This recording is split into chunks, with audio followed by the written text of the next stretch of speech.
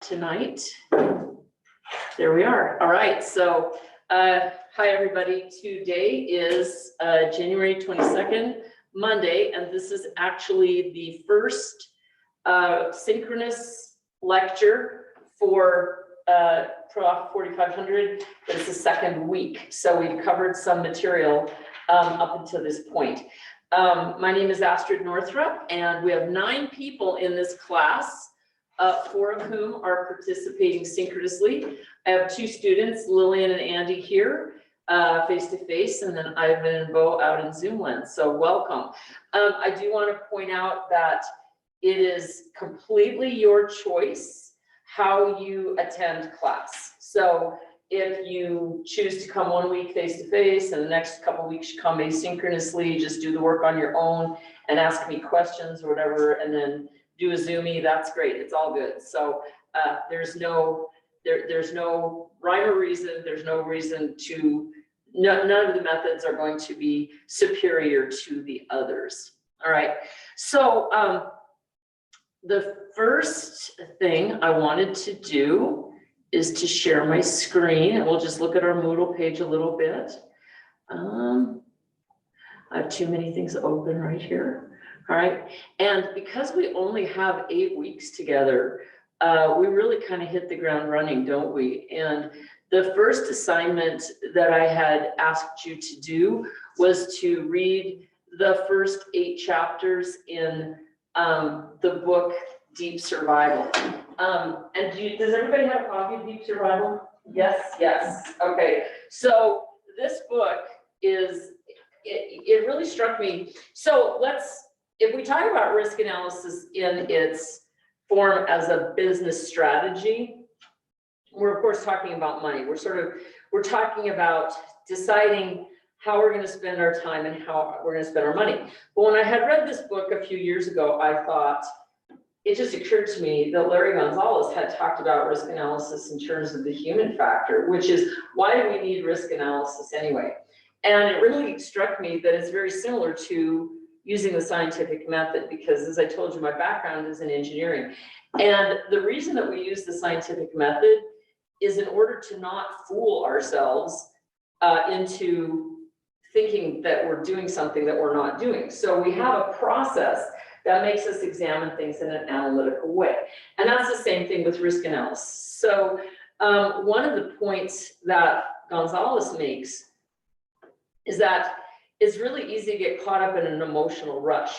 And he talks about survival situations in the wilderness, and he talks a lot about snowmobilers. Snowmobiling is a big deal. I'm not really a snowmobiler. I mean, I've been several times, but it's not like a passion of mine. But people who are snowmobilers really get an adrenaline rush from what they're doing, and it clouds their judgment in some pretty profound ways. And there's ways that that your judgment can be clouded in different ways. But when I think about risk analysis financially, I think about if you ever have an opportunity to read stuff about Warren Buffett, who they call him the Oracle of Omaha. You know, he is so dispassionate in his treatment of stocks. You know, it's like, I've seen people invest and they're like, oh, I really love Apple, you know, or I really love Harley Davidson. And I choose those two because Apple and Harley Davidson are the 2 brands in the United States that have the most intense brand loyalty among buyers. If somebody buys an Apple, they buy it forever. If somebody buys a Harley, they buy it forever.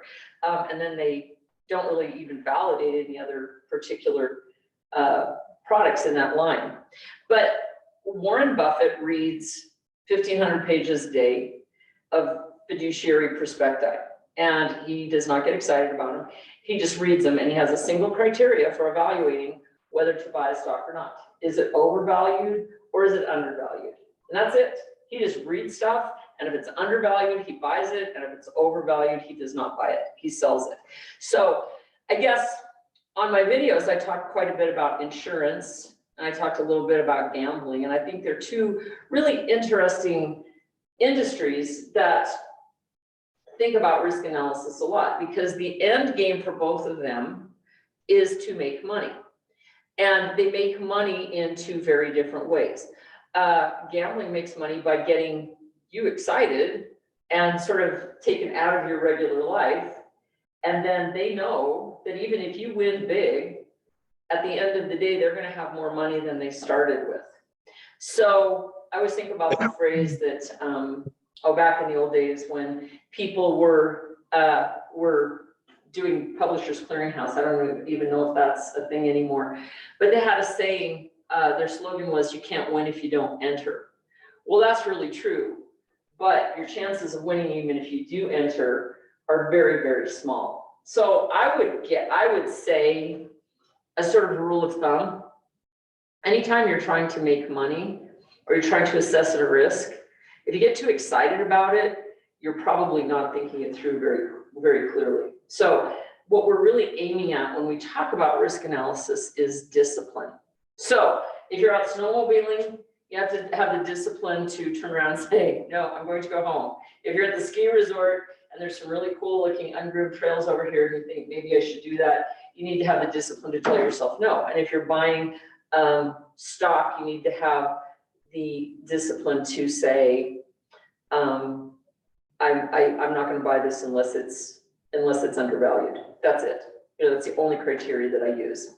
So in this class, I also started with this because in this particular class, this is not a full-on business program. The BAS program is really oriented toward a business degree, but it's not a business degree.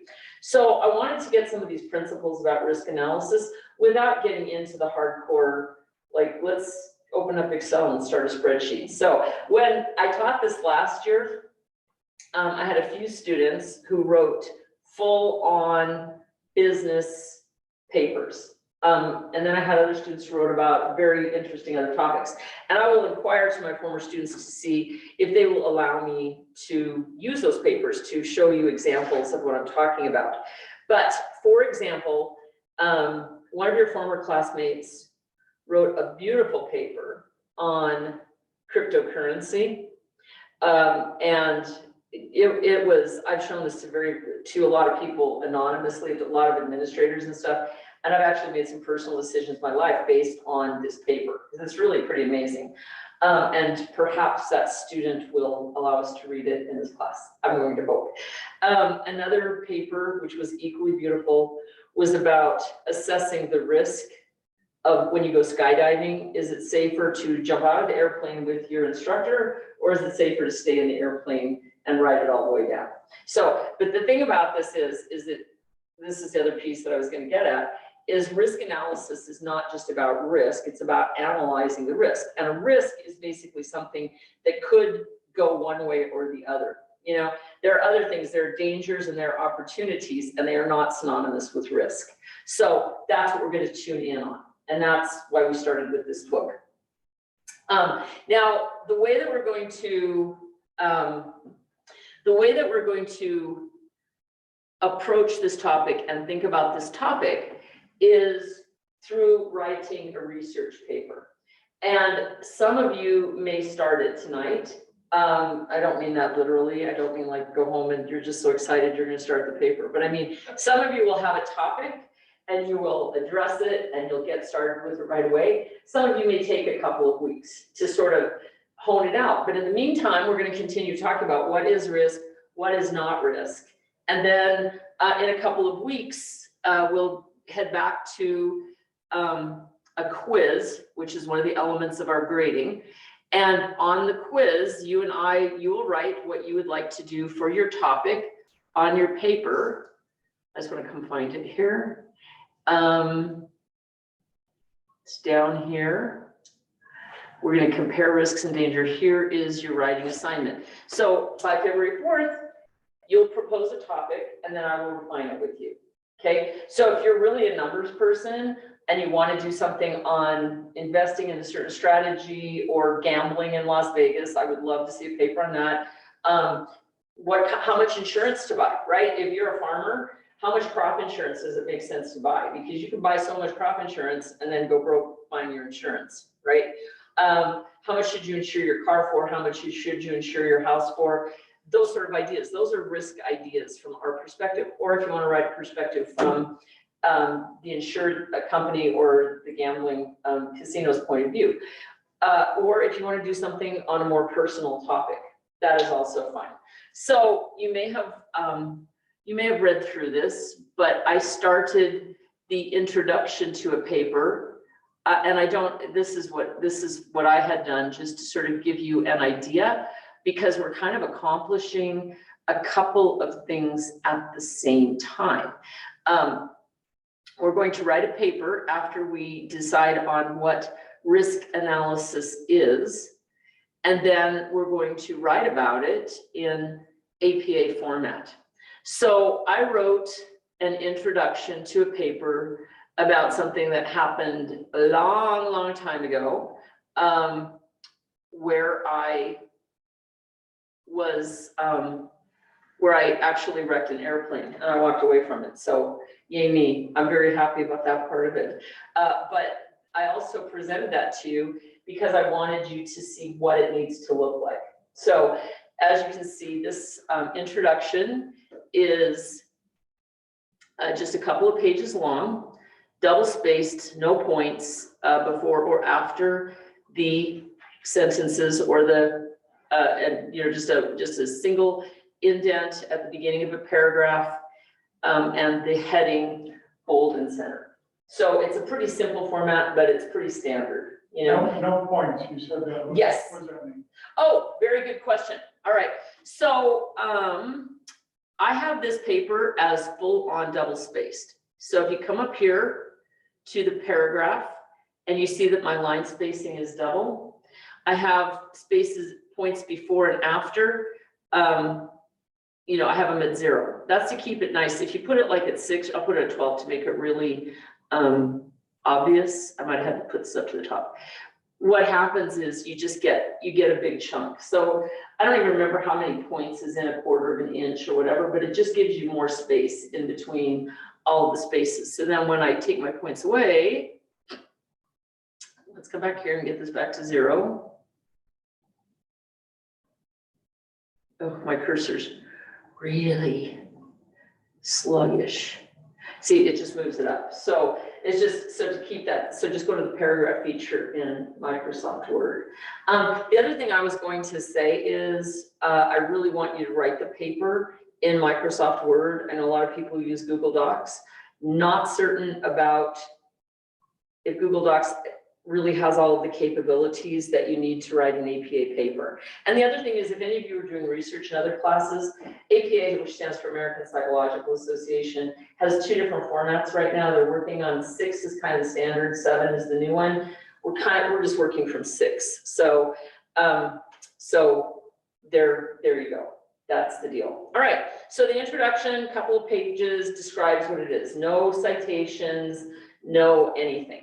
But if you have an event that's happened in your life that you would like to talk about, that sort of involves this idea of a risk, meaning,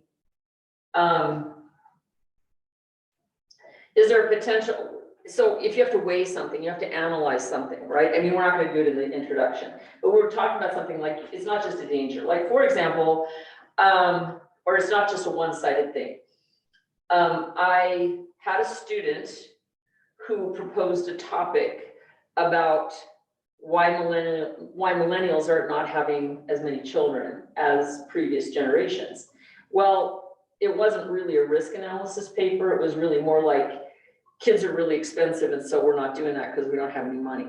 Well, it had the word risk in it because, having kids is a risk, but you could develop a topic about having children, like the risk of childbirth. You could look at having a kid at home compared to having a kid at the hospital. You could look at a paper, you could look at risks associated with having a child when you're 22 as opposed to 42. I mean, there would be different ways to look at it that way, but the paper itself was not. It's just to say, we're not doing this because it's bad is not a risk analysis. So you have to have something that can go both ways, okay?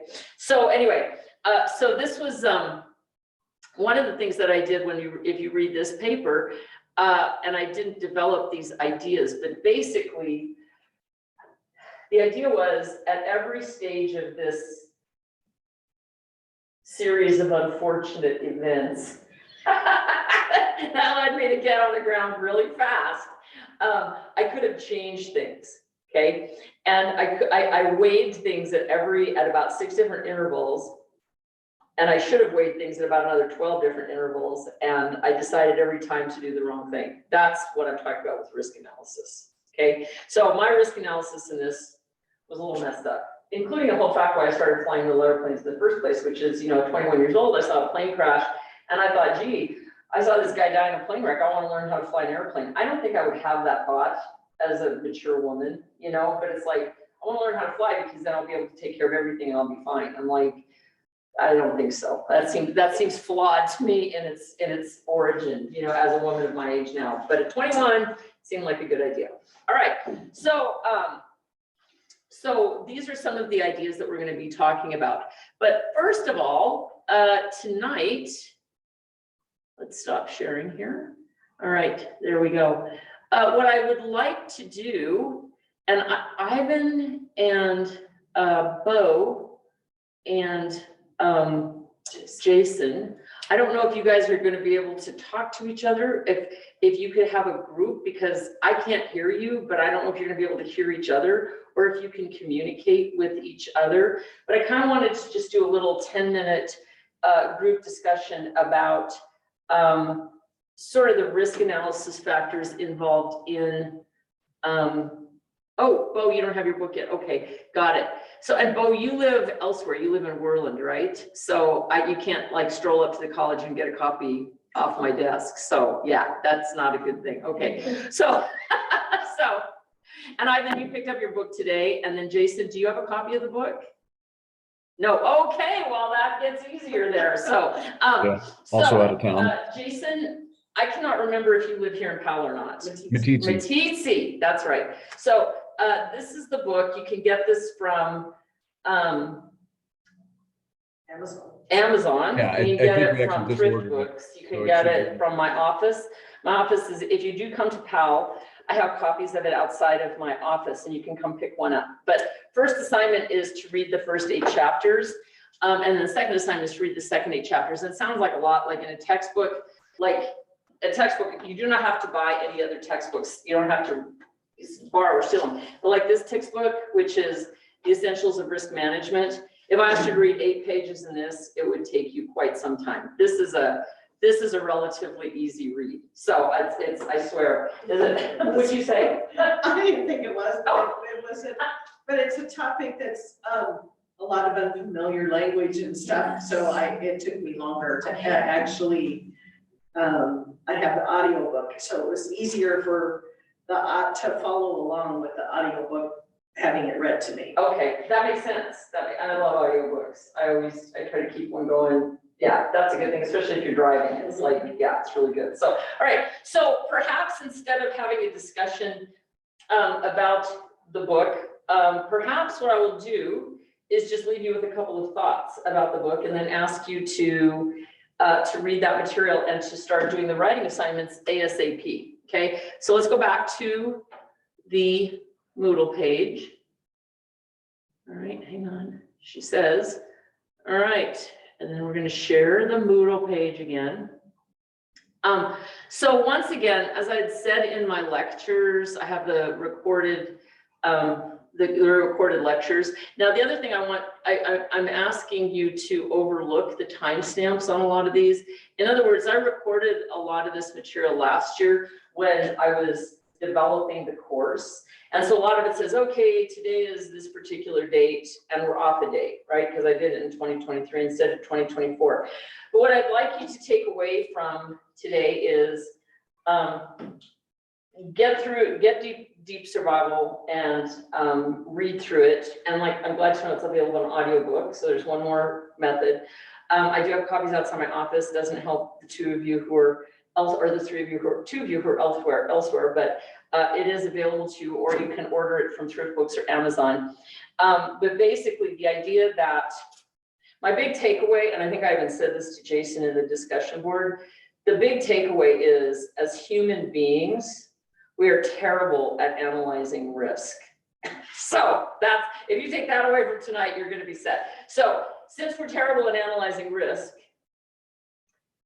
how are we going to address risk in our lives without dying and losing all of our money at every single turn? And the answer is, we're going to quit feeling about it and we're going to start thinking about it. So risk analysis is the procedure to think about risk, okay? Because, you know, there's one way, I mean, like, let's talk about the snowmobilers again, even though you haven't gotten into deep survival too much. Like, you could make a choice and say, snowmobiling is dangerous, therefore I will never snowmobile again in my life. Well, that's extreme, right? It's like, kind of like during, Jason also mentioned the pandemic and vaccinations and so forth. Here's another one. So Jason mentioned back in the day, at least I'll speak about my own age. I won't speak about anyone else's, but I mean, I was vaccinated for everything. My mother was an RN, and there was nothing too small to be vaccinated for. It was all over the place. So I ended up having to prove up that I had immunity to mumps, measles, and rubella when I started a program at UW. And my doctor was dead, and the clinic was burned down, and I mean, it was 100 years ago that I ever had those vaccines. So they titered my blood to see if I was actually immune, and I was very immune. I think like the number they wanted was a 2.5, and I was like a 6, whatever the units were. I could be at a ward of measles people, and I would be just fine. But the fact that sort of like, there is a risk associated with a vaccine, right? But it's quantified and we know what it is. And when you risk that against getting a terrible disease, you have to make a decision, right?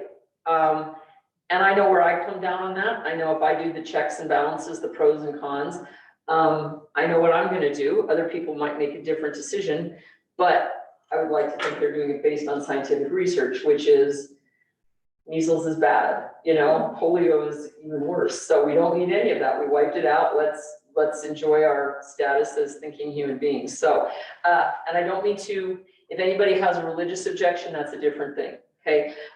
We had some people who worked for us a long, long time ago who had, their eldest daughter was vaccinated as a child, and she actually died. She had a terrible reaction to, I think it was the thimerosal, the preservative, and she died. And so their children had a medical exemption from being vaccinated. That also seems like a good decision, But if you have a religious objection to it, or if you have a medical reason for not being vaccinated, that's a different, I'm not talking about that. I'm talking about garden variety people like me that just won't ever get measles. So, and I don't know if you've seen this, but there's just an outbreak of measles in a Pennsylvania daycare because a parent was supposed to be quarantining their child and they didn't. So they took the child to daycare and everybody in the daycare got measles. I mean, 8 or 10 kids were not immunized and they had measles. So it was in Philadelphia, actually. And it happened about a month ago, but I think just in the popular press, it just started coming out. So that's a big risk, right? I mean, it's a big risk. If your kid's in daycare, you need to assess that risk. So anyway, but that's what I'd like you to take away, is that we're pretty bad at assessing risk. I mean, you think, how bad is this? Oh my gosh, I did know somebody whose child died of being vaccinated. That is a true data point. How many other children do I know? And how bad is that risk? So we have to weigh these things because we live in, human beings are social creatures and we have to do this. It's just like if you think about stock market being risky, you might make a decision to never invest in the stock market. Well, if you do that, you're going to be missing out on a lot of opportunities, but there's a lot of ways to mitigate that risk. So for example, every single time, well, I was really stupid when I was young. That's what's coming to me as I'm talking about this. I was like not a very bright person, but anyway, so when I was working for oil companies back in the day, and my husband was working for gold mining companies, we would sort of fall in love with an oil company or a gold mining company, and we'd buy stock in that company. And most of them just went bankrupt, so we have a little bit of stock that carried over. It's become ConocoPhillips from somebody who it was way back in the day before all these mergers and stuff. But we have we had a paper for many non-existent companies anymore. Well, that's not a good risk, but how can you mitigate the risk if you want to play in stuff, if you want to invest in the stock market? So you don't want to play in stock market, but invest. You can go to a broker and they will ask you what your level of tolerance for risk is, and they'll put a portfolio together that has a balance so that if one thing goes to heck, something else is going to shore it up and you're not going to lose all of your money. It also means, of course, if you're a gambler, well, but what if something goes way up? Don't I want to just put all my money in this? Well, the answer is yes, but it could go all the way down too. So that's one way to mitigate risk in financial stuff. Okay, in like snowmobiling or some extreme sport, one way to not mitigate risk, but one way to deal with it is says that's really stupid, I'm never going to do it, and then you'll never do it, and your life will be less full and interesting because you never did it. So you try to mitigate the risk. Like if you want to ride a motorcycle, you wear a helmet. You don't ride when it's raining. You don't ride when you're drunk. You do things that make it less risky, or not less risky, that mitigates that risk so that you can have the enjoyment of doing something and you're less likely to have a terrible outcome. All right, so having said that, does anybody have any questions? You guys are too easy. All right. So what I'd like you to do this week, and please, so I want to show you a couple of other things. Here's a Zoom link for class, which you saw. If you want to have a meeting with me, we can meet face-to-face or we can meet via Zoom. My schedule is built in here. So if you schedule a meeting with me, we'll have a half hour to ourselves and nobody will interrupt us. Okay. Or if they do, I'll tell them that I'm busy. Okay. Every week, you want to make sure that you watch the lectures, the videos, do the discussion forum, do the reading assignment and the writing assignment. And so the first week, we did this stuff. I gave you the example of me being a silly young person. And then the first writing assignment is not due until Sunday, January 28th. Okay, but that will be your introduction. And and this can breed a little bit of anxiety. The topic that you choose, we may be able to mold it into your final paper or we may not. Okay, but the big purpose is to write a page or a page and a half using APA format that looks like it could turn into a research paper. Okay, so continue reading, read some more deep survival, and then take a look at the videos here. And then this is just read that paper. We already did that. It took 5 minutes. And then your writing assignment is this quiz over deep survival. What it is, I have a discussion guide here for deep survival. And let me open it. And I always have to do this to make sure it shows up where it's supposed to. There we go. There are 8 or so questions about the book Deep Survival, or I guess there's 13, more than 13. I just want you to pick 3 of these that are interesting to you or that you would like to write a paragraph or 2 about. And you're welcome to share ideas with your classmates or with the people in your life. Everybody in my life, poor people, have to listen to everything I'm reading because I just think it's so interesting. But why wouldn't they want to know everything about it? So, but you're welcome. It's not a timed quiz, and it's not a timed quiz, and it's not a proctored quiz. So just choose 3 of those questions, write a couple well-formed paragraphs, and away we go. All right, so after we do that, we're going to be kind of into the 3rd week where, let's see, this is so jitsy. We'll get into the 3rd week where we're going to start talking about the specifics of risk analysis. By then, we're going to have a really good idea of what we're describing academically as risk. And we'll start talking about how to look at it as a different thing between what the difference is between danger, risk, opportunity, how we approach them differently. And you know, some people, it's very common, this is another thing why this class is important. Some people approach everything like it's an opportunity. Some people approach everything like it's a danger. And risk is just that straddle the midsection, and you know, that's where there's potential for some pretty good things and some potential for some pretty bad things. So we'll just proceed through this stuff. If anybody, now that, as Lillian said, Deep Survival is available on audiobook, maybe you could download that really quickly. But I got these from Thrift Books and they cost about either $4 or $6 each. So were you able to get an ebook or? $10 on Kindle. $10 on Kindle. There you go. Okay, very good. So, and then you don't have to read it. You can drive in your car, which is a very dangerous thing. There's a lot of risk associated with driving a car. But if you live in rural Wyoming, there's a lot of risk associated with not driving a car as well. So, you know, we've got like no food and so forth. Oh, but you guys can hear each other. Okay, but we don't have the reading. We're not where we would be where we could have a real discussion about the reading. So we'll just call it a day. Do you guys have any questions for me at this point? Okay, I want you to know, I'm not kidding. I'm always available. Get a hold of me. I feel like I'm always available. Sometimes I do other things, but not very often. So, so please get a hold of me if I can help you. And aside from that, we'll have another class next Monday, and we'll just move through this material.